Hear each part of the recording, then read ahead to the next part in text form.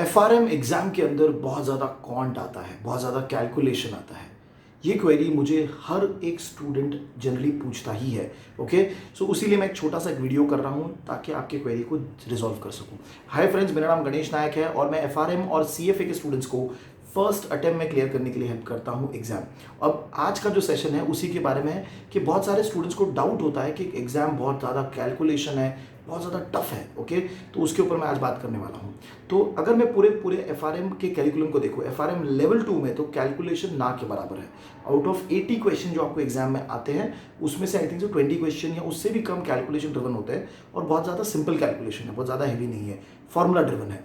लेकिन अगर मैं एफआरएम लेवल 1 को देखूं, उसके अंदर अगर आप देखो तो एक बुक है पूरा का पूरा क्वांटिटेटिव एनालिसिस, जिसके अंदर स्टैटिस्टिक्स है, कैलकुलेशन ड्रिवन नहीं है। ओके, बहुत सारे जो बेसिक सवाल उसमें से आते हैं वो आपको कैलकुलेशन रिलेटेड सवाल नहीं पूछता है इंस्टीट्यूट का आइडिया ये है कि आपको मैं अंडरस्टैंडिंग रिलेटेड सवाल पूछूं इन दैट कॉन्सेप्ट। ओके, अब उस बुक में है क्या क्या, उस बुक में हाइपोथेसिस है, उस बुक के अंदर लीनियर रिग्रेशन है, उस बुक में प्रोबेबिलिटी है, टाइम सीरीज एनालिसिस है, सिमुलेशन है। अब बहुत सारा जो इसमें कंटेंट आपको दिखेगा वो कैलकुलेशन ड्रिवन दिखेगा ज़रूर, लेकिन इंस्टीट्यूट जब आपको क्वेश्चन पूछता है इन द एग्जाम वो पूरा का पूरा फोकस रखता है on the understanding basis. Okay, बहुत बेसिक सवाल है जैसे स्टैंडर्ड डिविएशन।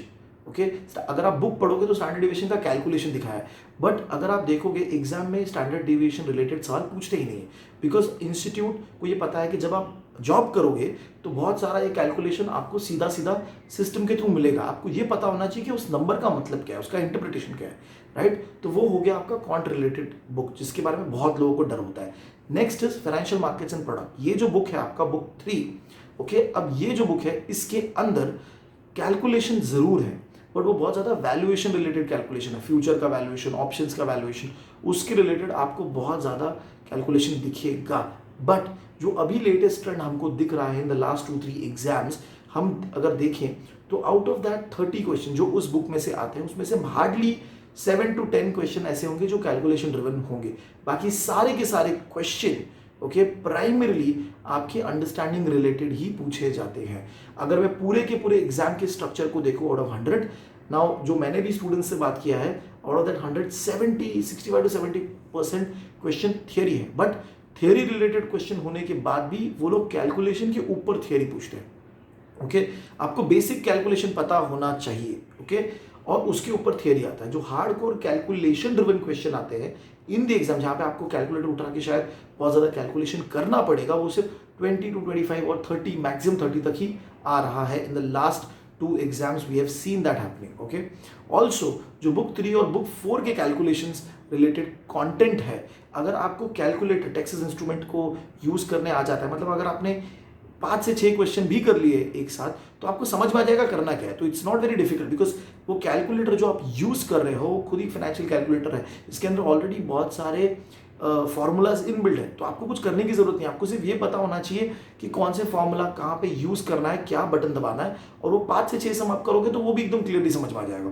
तो आप उसको टेंशन में लेके मत चलिए कि एग्जाम कैलकुलेशन ड्रिवन है या एग्जाम बहुत ज़्यादा स्टैटिस्टिक ड्रिवन है, बहुत ज़्यादा ये है। अंडरस्टैंडिंग बेस्ड सवाल जरूर आएगा। This is a global exam.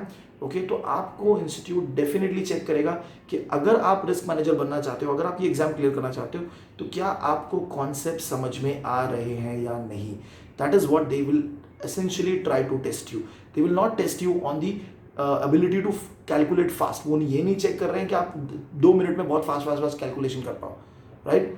ये सब होता था बहुत पहले 2014-2015 में, जब एफआरएम का अगर आप एग्जाम देखते तो 100 में से 70 क्वेश्चन प्योर कैलकुलेशन वाले होते थे। बट अभी वो पूरा का पूरा चेंज हो चुका है, अभी बहुत ज़्यादा थियरी आता है। ओके, सो आई होप ये वीडियो आपके उस डर को कि एफआरएम एग्जाम बहुत ज़्यादा कैलकुलेशन ड्रिवन है उसको सॉल्व करने में आपको हेल्प कर रहा है। और मैं ऐसे बहुत सारे वीडियोस इन फ्यूचर लाऊंगा जो आपके क्वेरीज को हेल्प करने के लिए क्वेरीज को हेल्प करेगा। और मैं अब इंपॉर्टेंट कॉन्सेप्ट्स रिलेटेड वीडियोस भी, लाइव सेशंस भी ले रहा हूं। तो अगर आपको इस वीडियोस के बारे में इंफॉर्मेशन चाहिए तो please subscribe to our channel, जहाँ पे मैं ये सब वीडियोस डालते रहता हूँ। ओके, अगर आपको चाहिए कि मैं कोई पर्टिकुलर कॉन्सेप्ट के ऊपर या पर्टिकुलर क्वेरी के ऊपर वीडियो बनाऊँ तो प्लीज़ उसको कमेंट सेक्शन में ऐड करिए। अगर आपको मुझसे पर्सनली टच बेस करना है, मुझसे बात करनी है, तो मेरा व्हाट्सअप नंबर मैं आपको इस वीडियो के डिस्क्रिप्शन में डाल रहा हूँ, जहाँ पे आप क्लिक करके मुझसे व्हाट्सएप पे अपने क्वेरीज डाल सकते हो।